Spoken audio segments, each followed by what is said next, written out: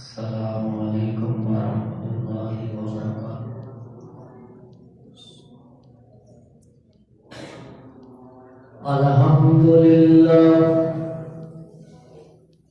الحمدللہ نحمدہ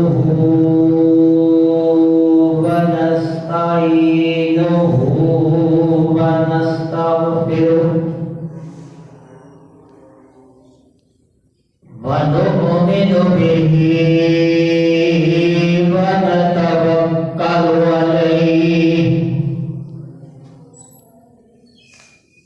ونعوذ باللہ من شرور انفسنا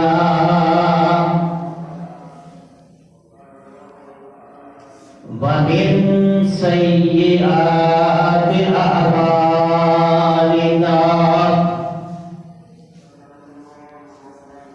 ومن يهده الله فلا مضل له ومن يضلله فلا هادي له ونشهد أن لا إله إلا الله ونشهد أن محمدا عبده ورسوله أما بعد فإن خير الحديث كتاب الله خير الهدي هدي محمد صلى الله عليه وسلم وشر الأمور محدثاتها وكل محدثة بدعة وكل بدعة ضلالة وكل ضلالة في النار أما بعد فأعوذ بالله السميع العليم من الشيطان الرجيم بسم الله الرحمن الرحيم هو الذي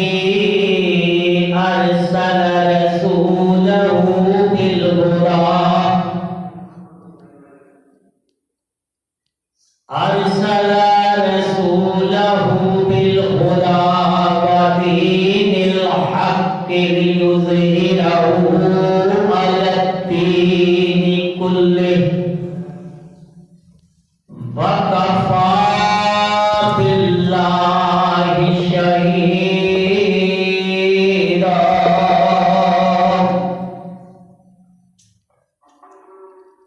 صدق اللہ العظیم۔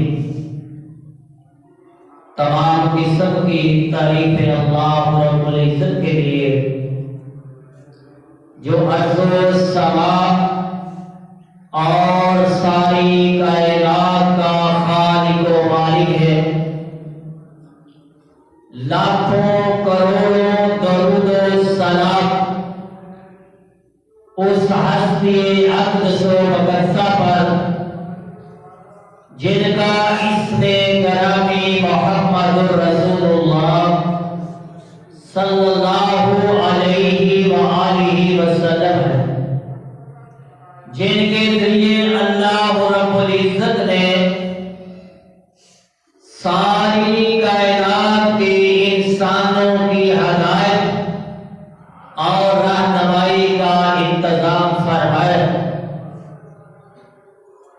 سامعین محترم، اللہ رب العزت کا بہت بڑا احسان ہے کہ اللہ رب العزت نے ہمیں اپنے گھر میں بنایا، اور اس سے بھی بڑھ کر اللہ کا احسان ہے کہ اللہ رب العزت نے ہمیں خطبہ جمعہ میں شامل ہونے کی توفیق بخشی۔ سامعین محترم، یہ جو آیت مقدسہ مدرسہ میں نے آپ کے سامنے تلاوت کی ہے، یہ سورۃ الفتح آیت نمبر 27 ہے۔ اس کا مفہوم میں آپ کے سامنے بیان کرنے کی کوشش کروں گا۔ اللہ رب العزت سے دعا ہے کہ مجھے حق بات کہنے کی اور ہم سب کو اس پر عمل کرنے کی توفیق نصیب فرمائے۔ اللہ رب العزت اس آیت میں پیارے نبی صلی اللہ علیہ وآلہ وسلم کی اس کائنات میں تشریف آوری کے بارے میں بیان فرما رہے، اور جو دین پیارے نبی صلی اللہ علیہ وآلہ وسلم کے قلب اطہر پر نازل فرمایا، اس کے غلبے کا تذکرہ فرما رہے، اور یہ بھی تذکرہ فرما رہے ہیں کہ میں نے یہ دین اپنے پیارے محبوب کے قلب اطہر پر نازل فرما دیا ہے، اور اس کی حفاظت کا ذمہ بھی میں نے خود اٹھایا۔ هو الذی، وہی ذات ہے یعنی اللہ رب العزت کی، ارسل رسولہ بالہدی ودین الحق، ارسل رسولہ، جس نے اپنے رسول کو بھیجا، بالہدی، ہدایت دے کر، ودین الحق، اور سچا دین دے کر، اور ایسا دین جو حقیقت پر مبنی ہے وہ دے کر بھیجا، اور اس کا مقصد بھی بیان فرمایا کہ میں نے اس لیے اس دین کو بھیجا ہے، پیارے نبی صلی اللہ علیہ وسلم کو بھیجا ہے، میں نے اس دین کو غالب کر کے رہنا ہے، لِيُظْهِرَهُ عَلَى الدِّينِ كُلِّهِ، اس کائنات کے اندر جتنے بھی ادیان ہیں ان پر اس کو غالب رکھنا۔ اور پھر اللہ فرماتا ہے وَكَفَى بِاللَّهِ شَهِيدًا، اور میں ہی اس پر گواہ کافی ہوں، یعنی اس پر نگران ہوں، اس کی حفاظت کا ذمہ میں نے اٹھایا۔ اب ہم نے عملی طور پر یہ دیکھنا ہے، مشاہدہ کرنا ہے، کیا اللہ رب العزت نے جس بات کا تذکرہ کیا ہے، جس چیز کی حفاظت کا ذمہ خود اٹھایا ہے، کیا اس میں کیا وہ غیر محفوظ ہو سکتا ہے یا وہ غالب نہیں ہو سکتا؟ یہ جھوٹ ہے۔ اللہ رب العزت نے اس کی حفاظت کا ذمہ بھی اٹھایا ہے، اس کے غالب کا ذمہ بھی اٹھایا ہے۔ آج سے 1500 سال کا عرصہ گزر چکا ہے، پیارے نبی صلی اللہ علیہ وآلہ وسلم اس کائنات سے اللہ کو پیارے ہو چکے ہیں۔ یہ دین اسلام اس وقت سے لے کر آج تک اور قیامت تک یہ غلبہ غالب ہی رہے گا اور غلبہ پاتا رہے گا۔ آپ مشاہدہ کرتے ہیں یہ سارا کفر اس بات پر متحد ہے، حالانکہ آپ سب اس بات سے واقف ہیں کہ یہودی اور عیسائی دینی لحاظ سے ایک دوسرے سے بہت مختلف ہیں۔ عیسیٰ علیہ السلام پر تہمت لگانے والے، عیسیٰ علیہ السلام کو قتل کرنے والے، عیسیٰ علیہ السلام کے خلاف مختلف قسم کی سازشیں کرنے والے، وہ یہودی مذہب تھا، اور عیسائی عیسیٰ علیہ السلام کو اللہ کا بیٹا قرار دیتے ہیں، یعنی پیار کرتے ہیں، محبت کا دعویٰ کرتے ہیں۔ زمین آسمان سے بھی زیادہ فرق ہے اختلاف کا، لیکن جب مسلمانوں کی تاریخ کو پڑھتے ہیں، مسلمانوں کے جہاد کو پڑھتے ہیں، مسلمانوں کے دین اسلام کے غلبے کی تاریخ کو پڑھتے ہیں، تو پھر سارا کفر جو ہے ایک جگہ پر متحد ہو جاتا ہے۔ کوئی کسی ملک میں، کسی علاقے میں، کسی جگہ بھی کوئی حملہ کر جائے، سارا کفر اسی وقت متحد ہو جاتا ہے کہ یہ مسلمانوں نے کیا۔ لیکن میرے بھائیوں، اسلام مدینہ کی ریاست سے نکلا، عجم یہاں تک پھیلا، اور کیسر و کسرا کے حکمران اپنے ایوانوں میں بیٹھ کے لرزہ طاری ہیں، ان کے جسموں میں کپ کپی طاری ہے کہ وہ کون سا اسلام ہے، وہ کون سا دین ہے جس نے اس کائنات کی بنیادوں کو ہلا کر رکھ دیا ہے۔ میرے بھائیوں، پیارے نبی صلی اللہ علیہ وآلہ وسلم کے جانشین حضرت ابو بکر صدیق رضی اللہ تعالی عنہ کے دور خلافت میں فتنے جو ہیں سر اٹھاتے ہیں۔ پیارے آقا علیہ السلام کے غلام، پیارے آقا علیہ السلام کے جانثار بڑی کامیابی کے ساتھ اس فتنوں کو ختم کرتے ہیں۔ پھر حضرت عمر فاروق رضی اللہ تعالی عنہ حضرت ابو بکر صدیق کے بعد خلیفہ منتخب ہوتے ہیں، وہ بھی دین اسلام کے غلبے کی، اس کے پرچم کی، اس کے جھنڈے کی، دین اسلام کی بنیادوں کو ایشیا تک پہنچا دیتے ہیں۔ اور میرے بھائیوں، کسی نے پوچھا تھا کہ اے عمر، تیری خواہش کیا ہے، تیری تمنا کیا ہے، تیری آرزو کیا ہے؟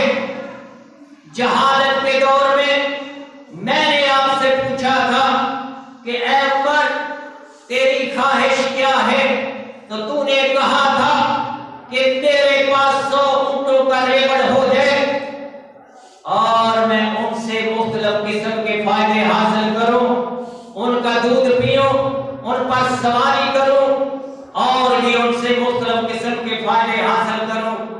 آج تو 22 لاکھ مربع پر مشتمل علاقے کا حکمران ہے۔ آج تیری خواہش کیا ہے؟ آج تیری تمنا کیا ہے؟ آج تیری آرزو کیا ہے؟ تو حضرت عمر رضی اللہ تعالی عنہ نے پوچھنے والے سے کہا تھا کہ آج میری خواہش کے الفاظ کو، آج میری تمناؤں کے الفاظ کو اگر کوئی سانچے میں بھی رکھ کر ماپنا چاہے تو ماپ نہیں سکتا۔ آج میری خواہش یہ ہے کہ اس کائنات کے اندر کوئی ٹکڑا زمین ایسا نہ بچے جہاں محمد عربی کا پرچم بلند نہ ہو جائے۔ میرے بھائیوں، اس دین اسلام کو غلبہ ہی رہا ہے۔ اور پھر فلسطین کا علاقہ جو انبیاء علیہ السلام کی آماج گاہ ہے، سکونت رہا ہے، ان کی ولادت با سعادت کا مسکن رہا ہے، اور اس فلسطین میں انبیاء علیہ السلام کی قبریں موجود ہیں، مسجد اقصی موجود ہے۔ میرے بھائیوں، لوگ کہتے ہیں کہ مسجد اقصی پہلا قبلہ ہے۔ میرے بھائیوں، سب سے پہلے جو مسجد زمین کے فرش کے اوپر بنائی گئی وہ کعبہ والی مسجد ہے۔ حضرت آدم علیہ السلام سے لے کر انہوں نے اس کی بنیادیں رکھی، اور حدیث کے اندر آتا ہے کہ 40 سال کے بعد مسجد اقصی کی بنیاد رکھی۔ ان اول بیت وضع للناس ببکہ ومبارکا، یہ ببکہ لفظ آیا ببکہ، اور ببکہ ہم اردو میں کہتے ہیں مکہ، تو ببکہ کا مطلب قرآن پاک کے اندر مکہ کے لیا ہے۔ اول بیت وضع، تو پہلا جو بیت ہے اللہ کا گھر ہے وہ کون سا ہے؟ مکہ۔ تو میرے بھائیوں، مختصر کر کے آگے نکلوں گا کہ مسجد اقصی جس کی فضیلت اللہ رب العزت نے قرآن پاک کے اندر بیان فرمائی ہے، سورۃ اسرا، سبحان الذی اسرا بعبدہ لیلا من المسجد الحرام الى المسجد الاقصى الذي باركنا حوله لنريه من آیاتنا۔ پاک ہے وہ ذات جو اپنے بندے حضرت محمد صلی اللہ علیہ وآلہ وسلم کو رات کے ایک حصے میں مسجد حرام سے مسجد اقصی تک لے گئے۔ اس مسجد کی فضیلت کا کیا کہنا، جس کی فضیلت کو اللہ کا قرآن بیان کر رہا ہے۔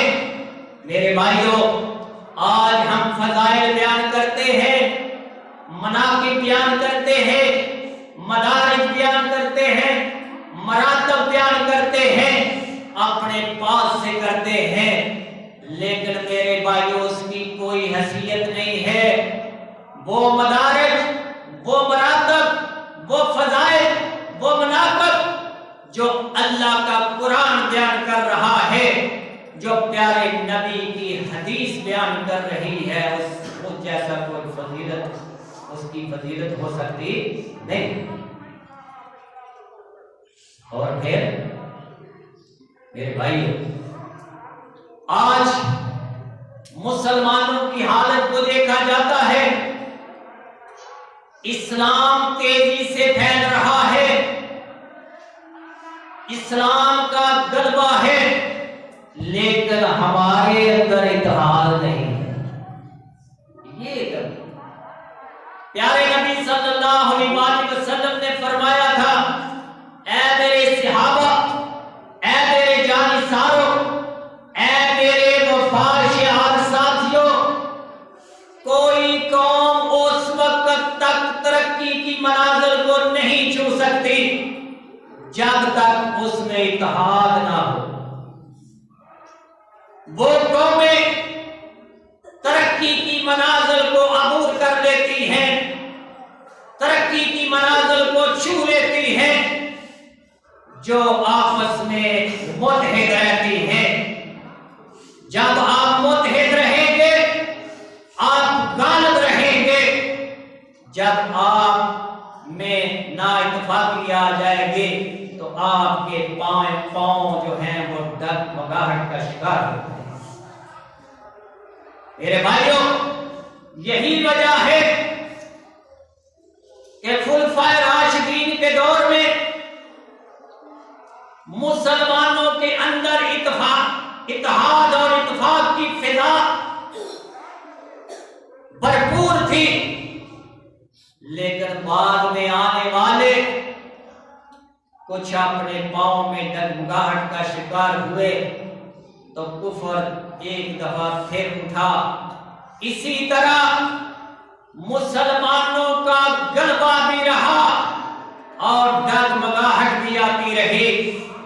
یہ آزمائشیں ہوتی ہیں، اللہ آزماتا رہتا ہے اپنے بندوں کو، لیکن اللہ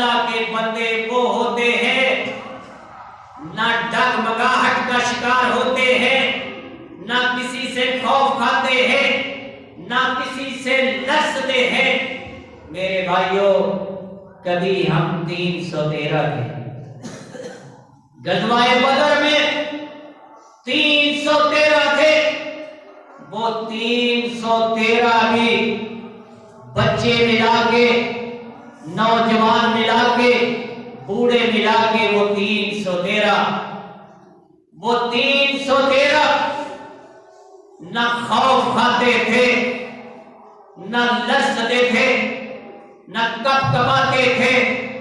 میرے آقا علیہ الصلوۃ والسلام اپنے صحابہ کی طرف نظر دوڑاتے ہیں، کسی کے پاؤں میں جوتا نہیں ہے، کسی کے پاس سواری نہیں ہے، کسی کے پاس تلوار نہیں ہے، اور جسم میں لباس بھی کم ہے۔ میرے بھائیوں، آقا علیہ الصلوۃ والسلام اللہ کے سامنے اپنے ہاتھوں کو بلند کرتے ہیں، اے اللہ، یہ مٹھی پر میرے ساتھی آج میں اس میدان میں آپ کے راستے میں پیش کر رہا ہوں، اے اللہ، اگر یہ آج یہ میری چھوٹی سی جماعت ختم ہو گئی تو تیرا توحید، تیرے علم کو، تیری توحید کے علم کو شاید بلند کرنے والا کوئی نہ ہو۔ اے اللہ، تو تو جانتا ہے یہ ننگے پاؤں والے، ایک جسم میں لباس نہیں ہے۔ میرے بھائیوں، پیارے نبی صلی اللہ علیہ وآلہ وسلم اللہ کے سامنے اپنی آنکھوں سے نکلتے ہوئے آنسوؤں کو پیش کر رہے ہیں، اپنے ہاتھوں کو پھیلایا ہوا ہے، اللہ کے سامنے دعا کر رہے ہیں۔ جب غزوہ بدر میں، بدر کی لڑائی میں فتح ہوتی ہے تو کوئی صحابی، کوئی پیارے نبی کا ساتھی، کوئی پیارے نبی کا جانثار ایسا نہیں تھا جس کے جسم میں لباس نہ ہو، جس کے پاس تلوار نہ ہو، جس کے پاس کوئی سواری نہ ہو۔ یہ ہے غلبہ، یہ ہے ہمت۔ وہ قوم کبھی ترقی کی منازل کو نہیں چھو سکتی جو اپنی ہمت کو چھوڑ دے، دلیری کو چھوڑ دے، اپنی جرأت کو ختم کر دے۔ وہ قوم طاقتور ہوتی ہے جو اپنے دلوں سے گناہوں کی آلودگی کو ختم کر دے۔ وہ قائد، وہ رہنما، حدیث کے اندر آتا ہے، ایک دفعہ مدینہ کے دروازے پر، یعنی مدینہ کی حدود میں پتہ چلتا ہے، شور اٹھ جاتا ہے کہ کفر جو ہے حملہ کرنے والا ہے۔ پیارے آقا علیہ الصلوۃ والسلام کو پتہ چلتا ہے، رات کی تاریکی ہے، رات کا اندھیرا ہے۔ پیارے آقا علیہ الصلوۃ والسلام سواری پہ سوار ہوتے ہیں، تلوار ہاتھ میں تھماتے ہیں اور اکیلے ہی دشمن کی طرف چل پڑتے ہیں۔ کیا دیکھا کہ آگے دشمن ہے۔ پیارے نبی کی حدیث یہ ہے کہ پیارے نبی صلی اللہ علیہ وآلہ وسلم کو اللہ نے ایک صفت عطا فرمائی جو کسی نبی کے حصے میں نہیں ہے۔ وہ صفت کیا تھی؟ وہ صفت یہ تھی کہ پیارے نبی ایک ماہ کے سفر پر دور ہوتے تھے تو اللہ رب العزت دشمن کے خلاف ان میں پیارے نبی کا رعب ان کے دل میں ڈال دیتے۔ پیارے نبی مدینہ میں ہیں، دشمن حملہ کرنے کی تیاری میں، شور اٹھتا ہے، لوگ گھبرا جاتے ہیں، خوف کھا جاتے ہیں کہ اتنا بڑا حملہ مدینے پر ہونے والا ہے۔ پیارے نبی پہلے ہی چلے جاتے ہیں، کسی کو بتاتے ہی نہیں ہیں، تو اللہ رعب ڈال دیتے ہیں، کفر پیچھے پلٹ جاتا ہے۔ یہ ہے پیارے نبی کی شان، یہ ہے دین اسلام کا غلبہ۔ پیارے نبی صلی اللہ علیہ وسلم جب دشمن پیچھے پلٹتا ہے تو واپس لوٹتے ہیں تو صحابہ منتظر ہیں کہ پیارے نبی صلی اللہ علیہ وسلم کا ساتھ دینے کے لیے وہ کھڑے. پیارے نبی صلی اللہ علیہ وسلم سے صحابہ عرض کرتے ہیں آقا علیہ الصلوۃ والسلام دشمن حملہ کر رہا ہے, تیاری کر رہا ہے, اب ہم نے بھی تیاری کرنی ہے, اس دشمن کے حملے کو ناکام کرنا ہے, دشمن کی یلغار کو ختم کرنا ہے. پیارے نبی صلی اللہ علیہ وسلم لیڈر ہو تو ایسا, سپاہ سالار ہو تو ایسا, قائد ہو تو ایسا, آگے سے جواب دیتے ہیں اے میرے صحابہ, اے میرے ساتھیوں, اے میرے جانساروں, جاؤ گھروں میں جا کر سو جاؤ, تمہارا لیڈر ان کو بھگا کر آ گیا ہے. دشمن پسپا ہو کر چلا گیا.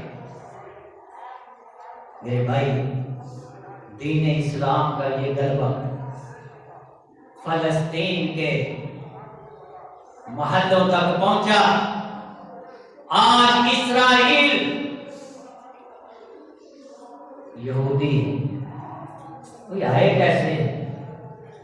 حضرت عمر فاروق رضی اللہ تعالیٰ عنہ نے جب فلسطین کو فتح کیا تو عیسائیوں کا قبضہ تھا اور مسجد اقصی جو ہے یہ عیسائی بھی اس سے پیار کرتے ہیں, محبت رکھتے ہیں, یہودی بھی محبت رکھتے ہیں, پیار رکھتے ہیں, اللہ کا گھر سمجھتے ہیں کیونکہ نبیوں کو وہ بھی مانتے ہیں, نبی ہوئے ہی ان میں سے ہیں, تو مسلمان تو مانتے ہی مانتے. تو حضرت عمر رضی اللہ تعالی عنہ نے جب اس کو فتح کیا تو یہ ان کو بھی وہاں آنے کی اجازت دیتے. کن کو؟ یہودی, کہ آپ مسجد اقصی میں آئے. عیسائیوں کو بھی اجازت ملی. میرے بھائیوں, بعد میں اسی طرح آزمائشیں آتی رہی, مسجد اقصی کو پامال کرنے والے بھی پیدا ہوتے رہے. میرے بھائیوں, آج وہی یہودی اس پر قبضہ کرنے کی کوشش کر رہے ہیں. نہتے فلسطین 70 سال سے اس فلسطین کی حفاظت کر رہے ہیں, لیکن 57 ملک ہیں مسلمانوں کے, اور مسلمانوں کی پتہ آبادی کتنی ہے؟ 2 ارب. 25% آبادی مسلمانوں کی ہے کل آبادی کا. تقریباً 7 ارب کے قریب کل آبادی ہے, اس میں سے 2-2.5 ارب مسلمان ہیں. اور یہ مسلمان اور وہ کفر سارے ملا کے, عیسائی, یہودی, ہندو, سکھ اور بھی سارے ملا کے, لیکن مسلمان کتنے ہیں؟ 25% کل آبادی کا. وہ 313 نہ گھبراتے تھے, نہ لڑتے تھے, نہ خوف کھاتے تھے. اگر آج یہ 2 ارب مسلمان اللہ کے راستے میں جہاد کرنے کے لیے نکل پڑے, دنیا کی کوئی طاقت جو ہے ان کو ڈگمگا نہیں سکتی. لیکن ہماری صفوں کے اندر اتحاد نہیں ہے. اس بات میں کوئی شک نہیں کہ اسلام غالب ہے. کیوں غالب ہے؟ کہ اسلام کی اشاعت بڑی تیزی سے ہو رہی ہے, اسلام بڑھ رہا ہے. ایک سروے رپورٹ کے مطابق ہر سال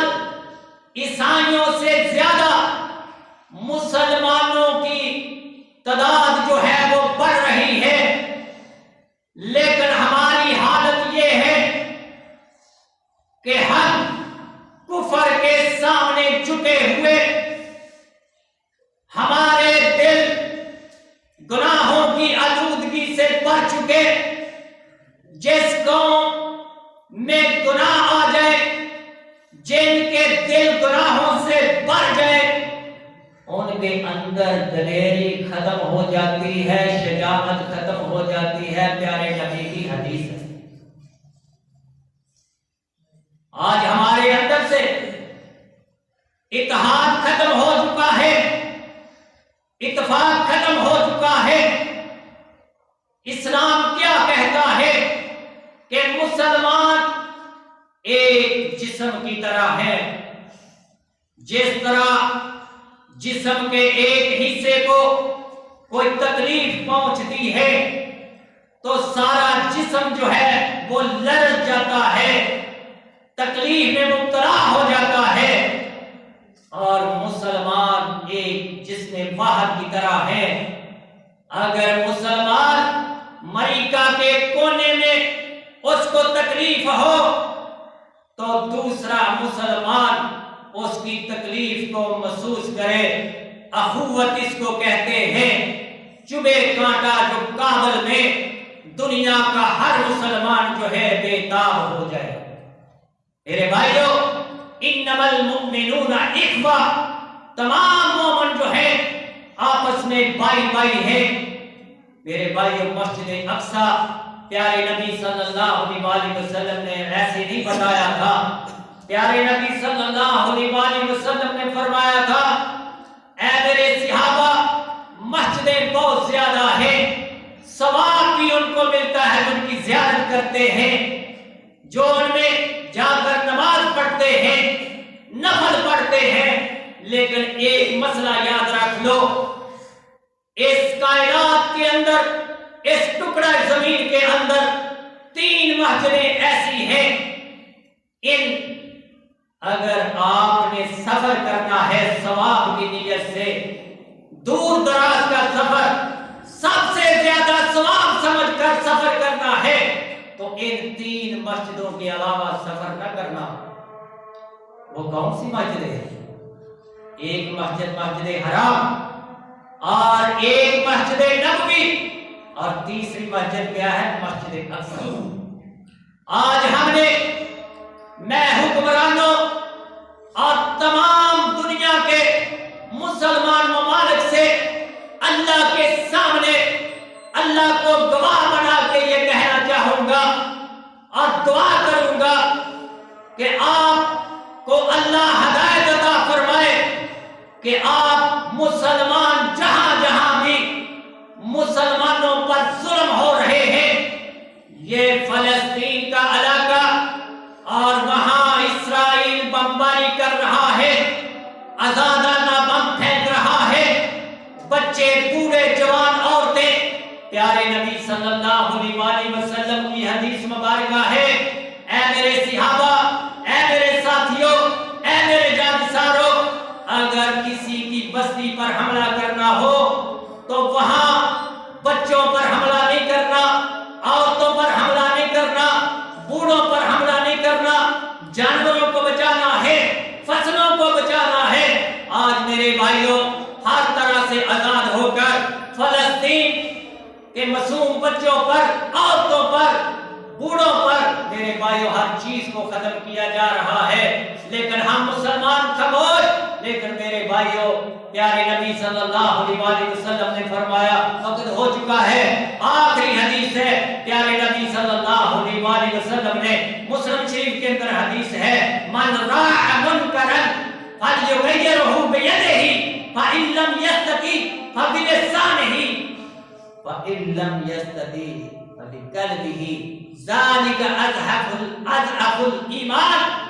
پیارے نبی نے فرمایا، جو کوئی برائی کو دیکھے اس کو قوت کے ساتھ اپنے ہاتھوں سے ختم کرنے کی کوشش کرے۔ اگر یہ نہیں ہو سکتا، یہ طاقت نہیں ہے تو زبان کے ساتھ اس کو روکے۔ اگر یہ بھی طاقت نہیں ہے تو دل سے برا محسوس کرے، اور یہ ایمان کی ادنا درجے کی کفیل ہے۔ میرے بھائی، وقت ختم ہو چکا، میں آپ سے یہ درخواست کرنا چاہوں گا کہ ہم اپنے فلسطین بھائیوں کے لیے، مسلمان بھائیوں کے لیے، ان معصوم بچوں جو وہاں شہید ہو رہے ہیں، عورتیں اور بوڑھے نوجوان جو شہید ہو رہے ہیں ان کی بخشش کی دعائیں بھی کریں، اور اللہ سے یہ گڑ گڑا کے، اور یہ وقت جو ہے تہجد کا وقت بہتر ہے، اللہ سے دعائیں جو ہم کر سکتے ہیں ان کے لیے دعائیں کریں کہ اے اللہ یہ ہمارے نہتے مسلمان بھائی آج تکلیف میں ہیں، کل ہم بھی ہو سکتے ہیں، اے اللہ ان کی جو آزمائش ہے، ان پر تکلیف ہے، اس کو ٹال دے۔ اللہ رب العزت سے دعا ہے ہمیں عمل کرنے کی توفیق نصیب فرمائے۔